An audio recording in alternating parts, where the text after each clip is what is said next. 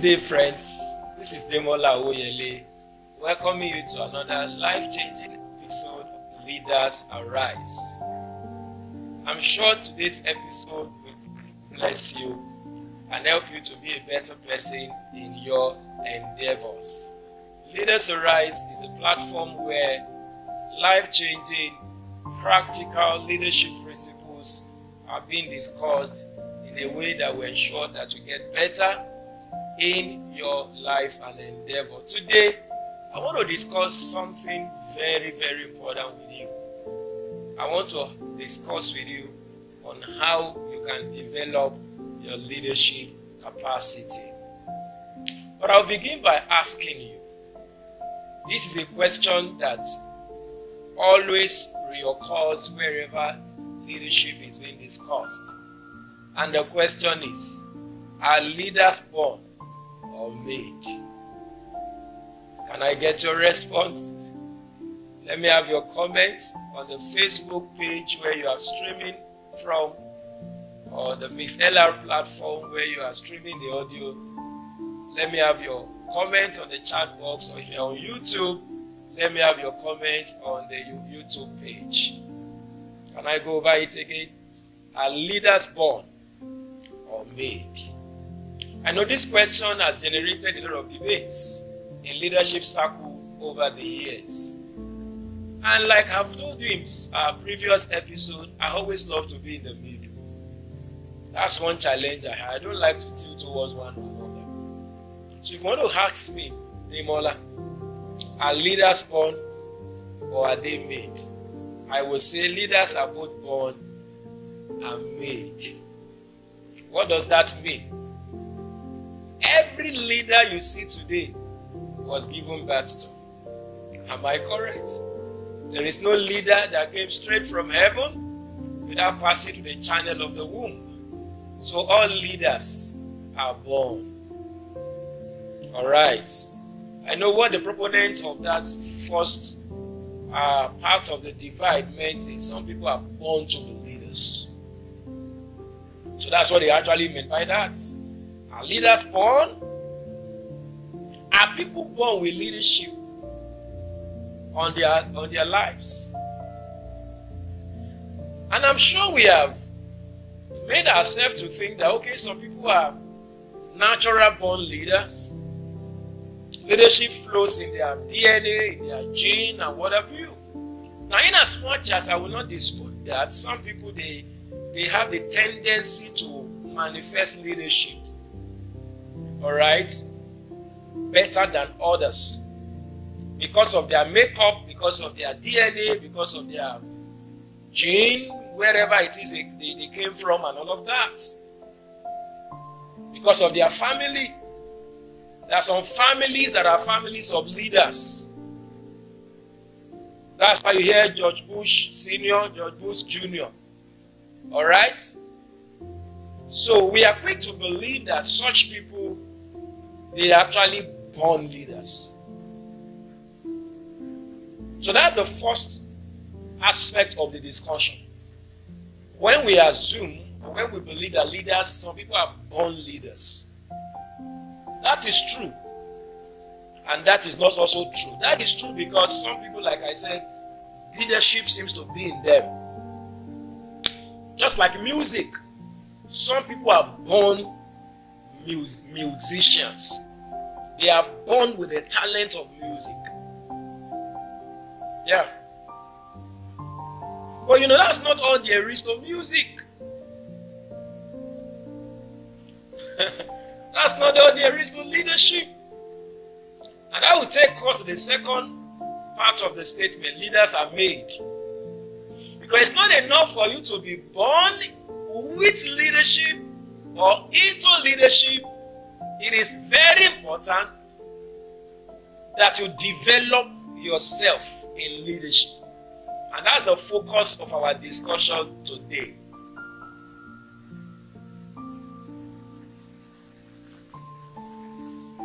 I had a quote some time ago, and the quote says, hard work will always beat talent when talent does not work hard. I'm sure you must have had something like that before. Hard work will always beat talent when talent does not work hard. You know what that means? It is not enough to be talented. It is important that you work hard. Yeah. So what is the encouragement for those who are talented? What is the encouragement for those who are born leaders, in quotes? Let them grow their leadership potential. But let me make a blanket statement that all of us are born leaders. So that I will not exclude some of us thinking, okay, in my family nobody has ever led before. That is immaterial. All of us are born leaders. I showed us in our previous episodes, alright, that the leadership mandate came with the man that God created. Man is a leadership person. Man is a creature of influence. Alright. But it's not enough to have leadership potential. It's not enough to be talented. It's not enough to be a natural born leader. Everybody has got to develop their leadership capacity. And that's why I said hard work will always beat talent when talent does not work hard. I love one of the books that John Maxwell wrote. Very powerful book. I recommend it for you. Talent is not enough. Talent is not enough. So John Maxwell seems to say that those who think they are talented in an area or endeavor must not be deceived into thinking that that talent is enough. They have got to learn how to add diligence to their talent. They've got to learn how to develop their talent. They've got to learn how to refrain their talent, how to train their talent. Alright, how to refine their talent so that their talent will bring about maximum results. And that's what I want to do today. I want to teach you how you can develop your leadership capacity, irrespective of whether you think you are a natural born leader or you are just one of those guys. Alright, so that's what I want to discuss today. But because really on Leaders Arise, I don't have time.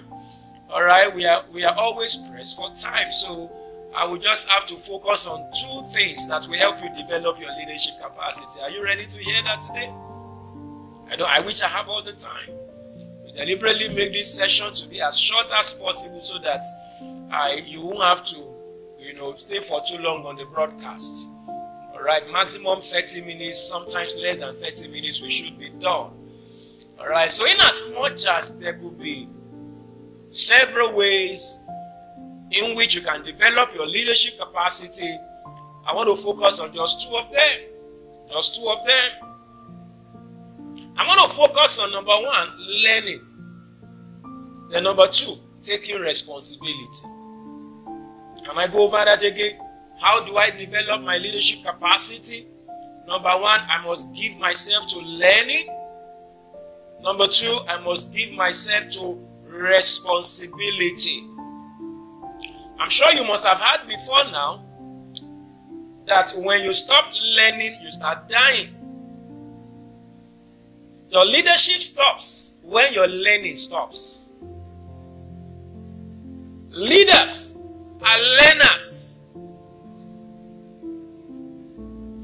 Your leadership stops when your learning stops. Leaders are learners. To grow in leadership, I've got to grow in learning. To grow in leadership, I've got to grow in learning. I was careful to not say that leaders are readers, like a lot of us must have heard. Of course, leaders are readers, but it's not enough to read. It's important that you learn. Reading is the process to learning, but you can read and not learn. I'm not sure if you can learn without reading anyway, but you can learn beyond reading anyway.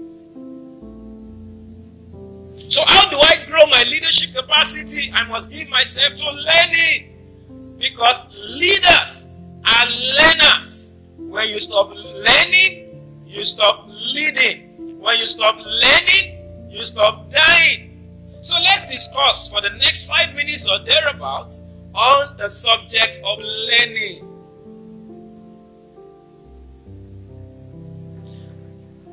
Alright, so let me mention 3 things that has to be learning. Some of us have had that before. You've got to unlearn, you've got to learn, and you've got to relearn.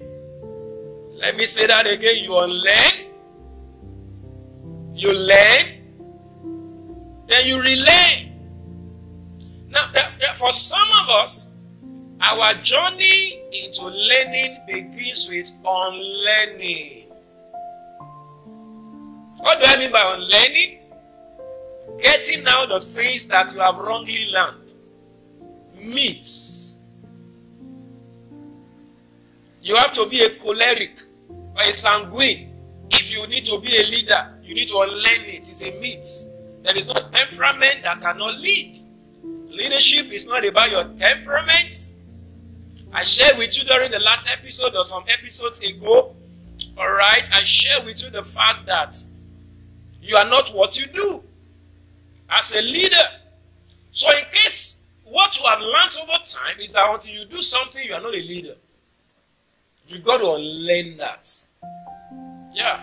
You've got to unlearn. So every productive learning begins with unlearning. We've got to unlearn the things that you've learned that are not true. And that's why flexibility, open-heartedness, and humility is important. Can I announce to you that what you've always known may not be all there is to knowledge? What you've always known may not always be true. One thing I've noticed about our academic system, or why some of us were going through school, the 4 walls of education, whatever is this. There are some things we learned in primary school. When we got to secondary school, they told us, you've got to drop that now. It's not true. Or it's not completely true.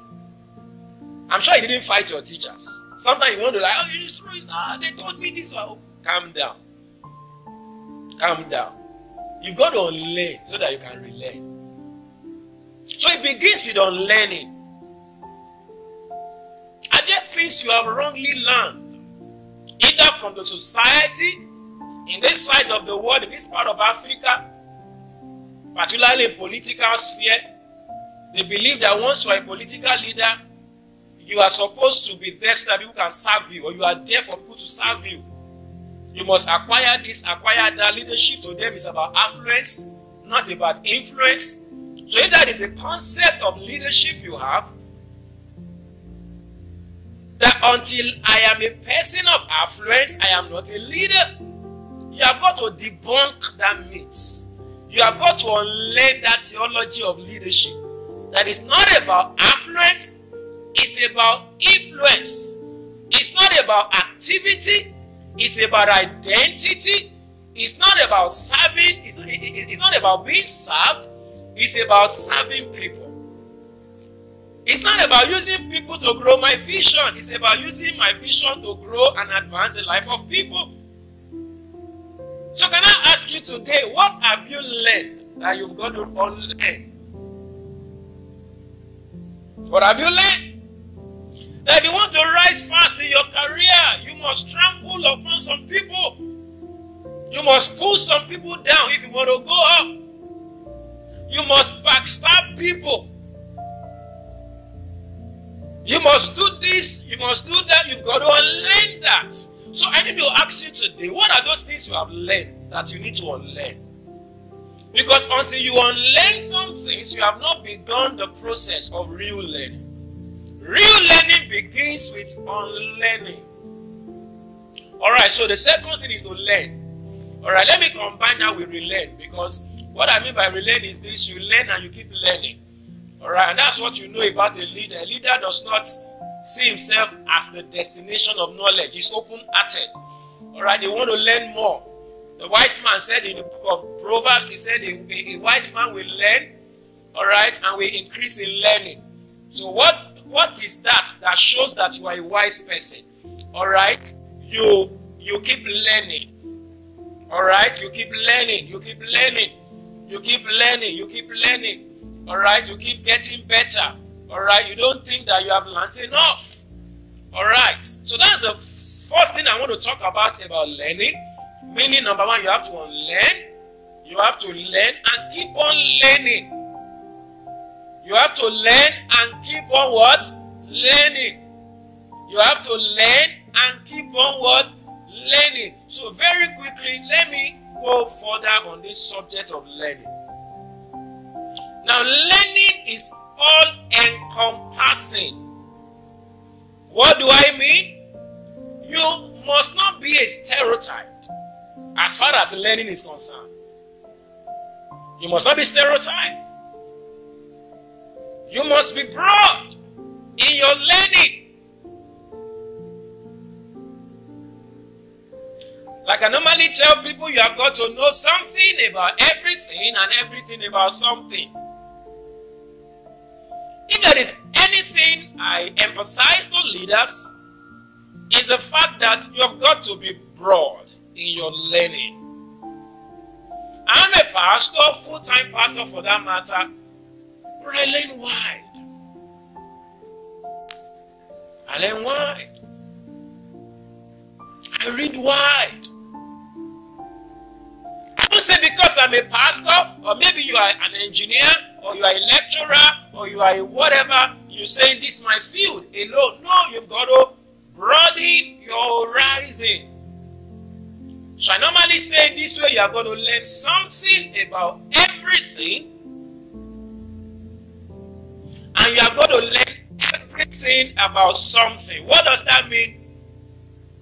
Every field of human endeavor, know at least one thing. Know about sports. Alright? Know about COVID-19. Don't say it's a scam. Learn whatever you can learn about it. Learn about politics.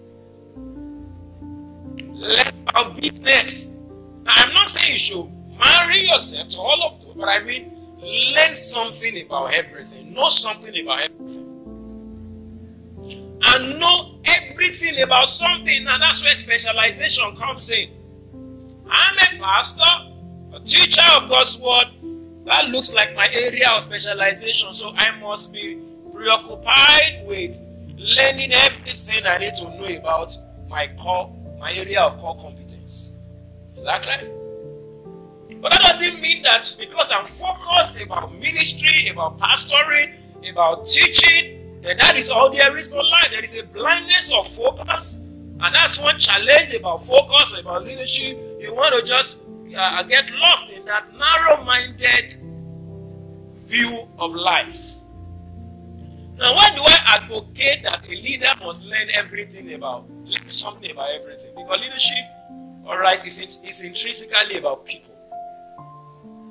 I was in a seminar about a week ago, or about some couple of days ago, or 2 weeks or thereabout.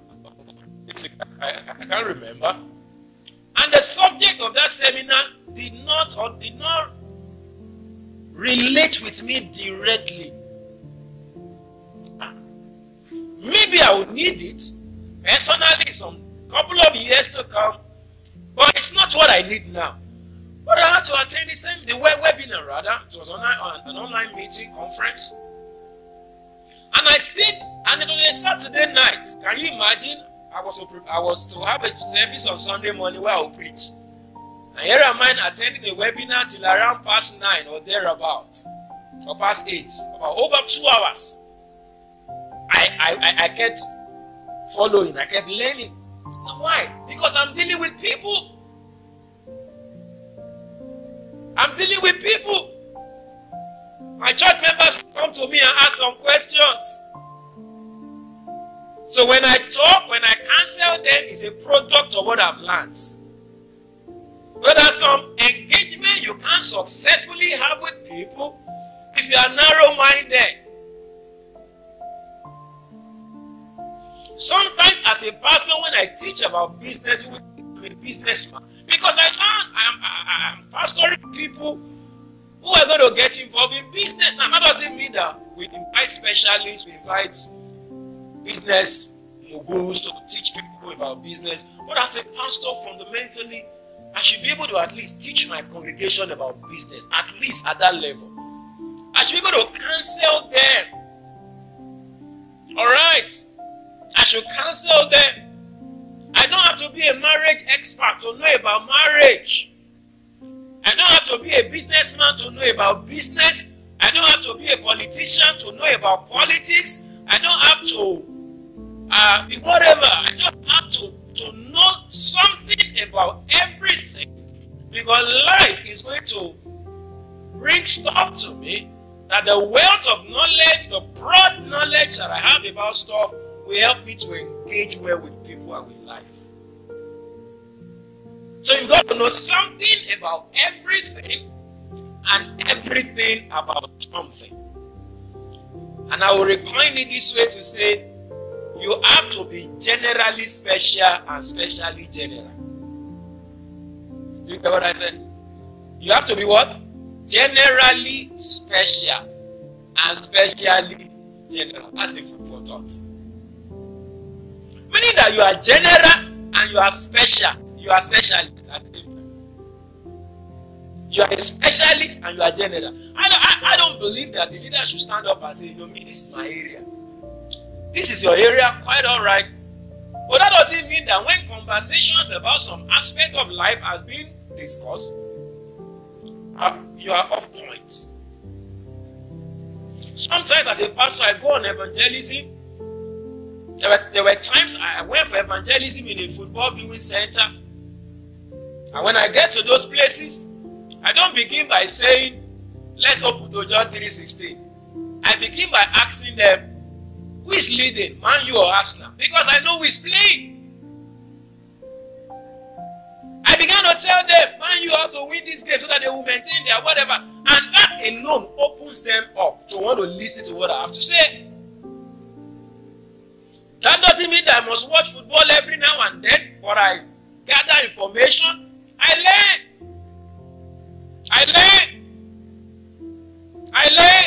Now, I'm talking about myself. The same thing applies to you.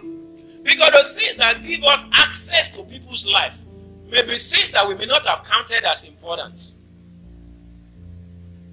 You're on the airplane with somebody, and you sat together, and you are asking yourself, how do I engage this person in the conversation? And you notice that this person is a footballer, or this person is a businessman, or this person is a pastor. Can you say something about business, about football, all right, about whatever, church? Even though you are not a pastor, that can be a conversation opener. Because people will feel more comfortable with you when you meet them where they are. So a leader learns to meet people where they are, not asking people to come to where he is. When you meet them where they are, you are able to draw them to where you are or where you want them to be. And I saw that about our Lord Jesus. When he spoke to farmers, he spoke about farming and agriculture because he had knowledge about those things. When he spoke to tax collectors, he spoke in business terms. When Apostle Paul in the book of Acts got to Athens, alright, he was supposed to preach the gospel to them, but he began by quoting their philosophical books. That opened up the conversation. That helped him to lead them, as it were, as far as that sphere was concerned. So why do you have to be generally special and specially general? Why do you have to learn everything about something and something about everything? Is because you are going to be dealing with different kinds of people, and of course you need a foothold. You need somewhere to start with in their life. You need to get to them where they are so that you can get them to where they are supposed to be.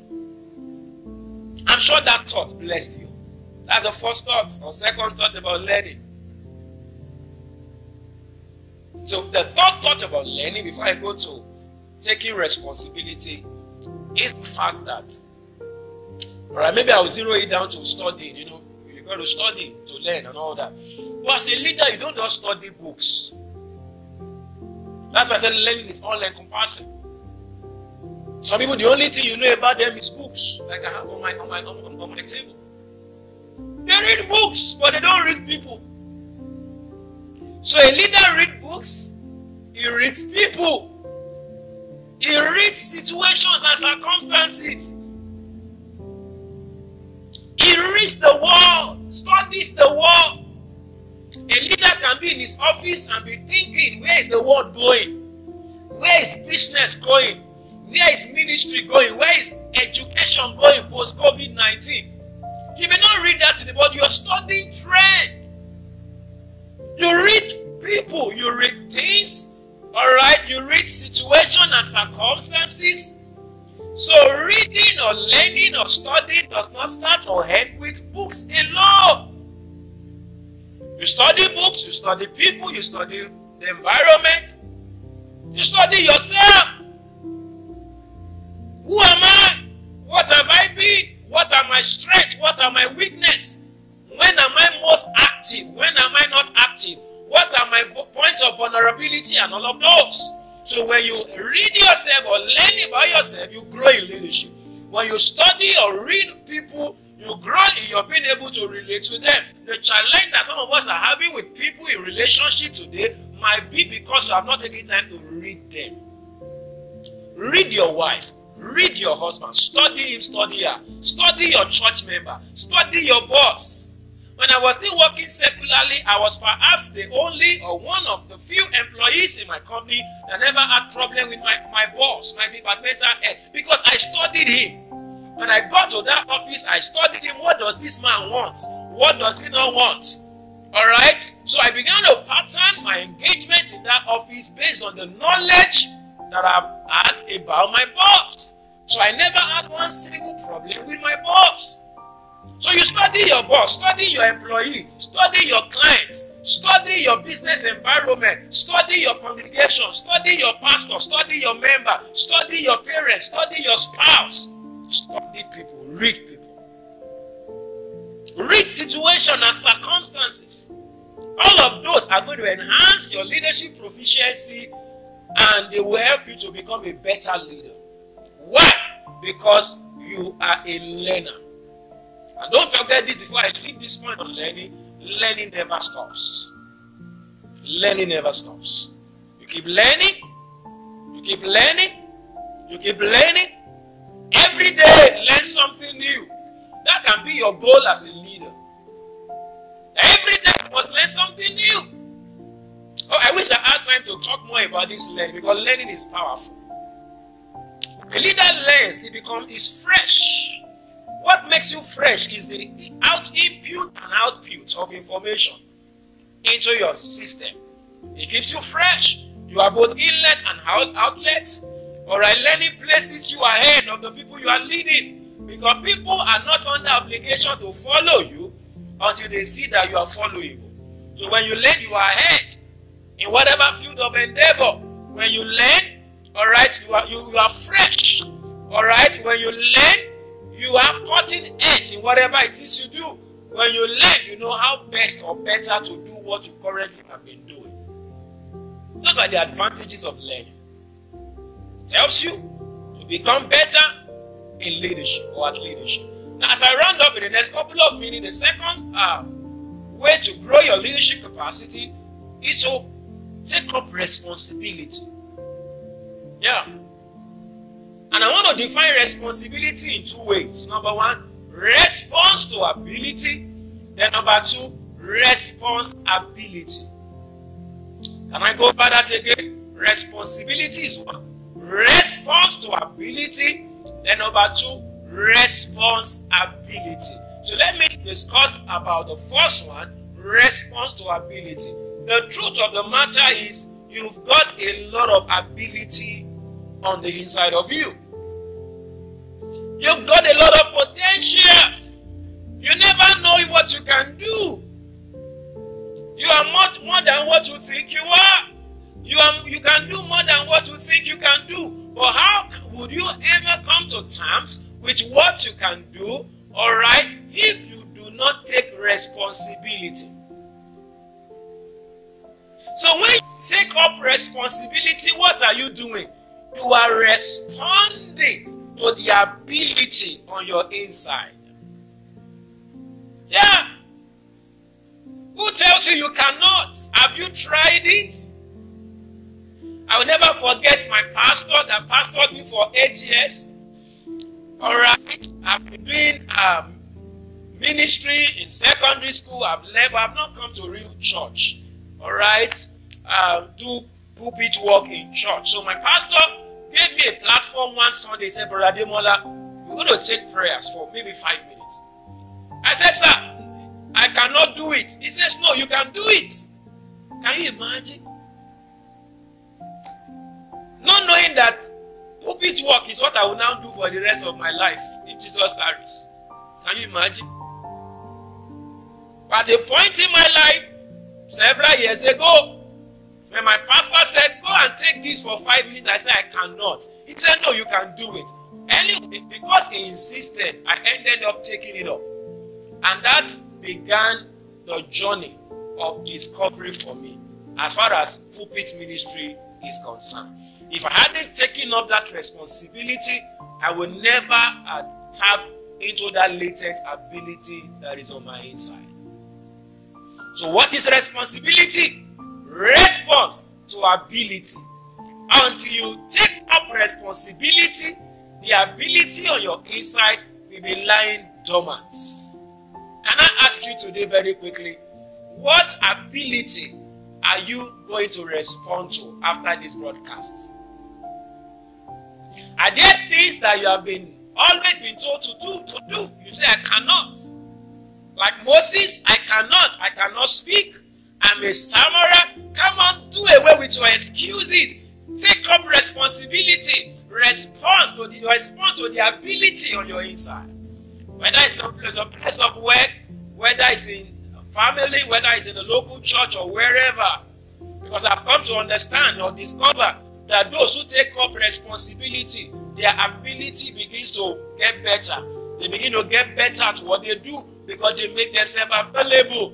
Obviously, without availability, you cannot take up responsibility. And without responsibility, you cannot discover the ability that you have got. Did you get something thus far? As I begin to round up, the second point about responsibility I'll be talking about today is the fact that responsibility simply means responsibility. Response what? Ability. Now in that point, I want to share about the fact that a leader must be a responder, not a reactor. There are two ways to face life. You either face life responding or you face life reacting. You either face life with a response or you face life with a reaction. What does it mean to respond? To respond means to give life a positive engagement. Why to react is to allow life to determine your engagement with it. Some people are always reacting. Nigeria is bad. Response is positive, reaction is negative. Reaction waits for the other person or the other thing to do stuff before I take initiative. But response say, I will take initiative irrespective of what the other thing or what the other person is doing. So who is a leader? Or who is that person that will develop his or her leadership capacity? He must learn to respond and not to react. He must take charge of his life. He must take charge, responsibility, as we are saying, of his fear. He does not allow what is happening around him to determine his response or his engagement. Rather, he has a predetermined response to life. So help me ask yourself, very quickly. Am I responding or am I reacting? Am I reacting to life or am I responding? So the moment you start responding rather than reacting, you are developing responsibility that is helping you to develop leadership capacity. As I draw the curtain on today's episode, let me emphasize on what I've just said now on availability, as far as responsibility is concerned. Responsibility is not about what you can do, it's about how available you are. Can I say that again? Responsibility is not about what you can do. What you can do is about how available you are. So availability in leadership is more important than ability. When a man is available, it's a matter of time he will acquire ability. But when a man is available, when a man has ability but is not available, it's a matter of time he will lose the ability. So what am I saying today? Be available. Don't play truant in the school of leadership. Don't boycott responsibility. When they are looking for who to do stuff at your place of work, at your place of worship, in church or wherever, when they are looking for who to do stuff in your family, come on, don't run away. Make yourself available. Because when you make yourself available, you are going to be acquiring the ability that will soon distinguish you from the pack. I will round up by sharing two stories. I hope time will allow me. I have less than 5 minutes to round up. The first is the story about David. When the father of David and his brethren, Jesse, was looking for the person to go tend his flock at the backside of the desert, all the brothers of David were not available. It was only David that was available. So because of availability, David was acquiring ability. So no wonder when God was to move David from following animals to leading the nation of Israel, David had already acquired the ability to do that because he was available for his father to tend the flock of his father. And that will lead me to this quote I want to leave you with. When there is a job, if you have followed our conference over the years, I've always mentioned this over and over again, but I hope it will make sense to you again. When there is a job that nobody wants to do, but there is a guy or a lady that makes himself available to do the job that nobody wants to do. When there is another time that there is a job that everybody wants to do, it is the guy that makes himself available to do the job that nobody wants to do that qualifies to do the job that everybody wants to do. That's my personal quote anyway. What does that mean? Alright, I got that from the story of David. Nobody wanted to go to the backside of the desert under the heat of the sun, so they were all running away. Nobody wanted to do that. But there was a David that took responsibility to do the job that nobody wants to do. And when the time came, in 1 Samuel chapter 16 or thereabouts, when there is a job that everybody wants to do, in this our context, the job of leading the nation of Israel, Eliab and all of the other brothers of David, they came out with their broad chests. They came forward to want to do that job. Because everybody wants to be the king. Everybody wants to be the MD. Everybody wants to be the pastor. But there was a David that was available to do the job that nobody wanted to do. And that was the guy that was qualified to do the job that everybody wants to do. Can I encourage you today, wherever you find yourself, take up the job that nobody wants to do. you will discover that in no time you will be qualified to do the job that everybody wants to do. So how do you become a leader? Take up responsibility, do the job that nobody wants to do. Sweep the floor. People do not want to sweep normally. Alright? Go after people. Follow up people in your church. Nobody wants to do it. Do the menial jobs that nobody wants to do. Because when it is time to do the mega job that everybody wants to do, you that did the job, the menial job that nobody wants to do, you are the one that will be qualified to do the job that everybody wants to do. So I've just placed in your hands today the keys to developing leadership capacity. Number 1 is learning. Number 2 is taking up responsibility. I want you to go over this broadcast again, because I've said some things that you might have to sit over and listen again and again. And should you have questions, comments, and things you want me to clarify in this broadcast, don't hesitate to get back to me on all our contacts scrolling on your screen, WhatsApp, Facebook, or what have you. Let me get to hear from you. Let me answer your question. Let me clarify areas that you are not clear with. And of course, let me also learn from you. Thank you once again for being a part of today's broadcast. Don't forget, help us share this stream on all your social media platforms. Help us to get it across to your friends and contacts so that they can also get to benefit from today's broadcast. Till I meet with you again on the next episode of Leaders Arise, keep on learning, keep on taking responsibility, and keep on releasing your leadership potential. Thank you for your time. Bye for now.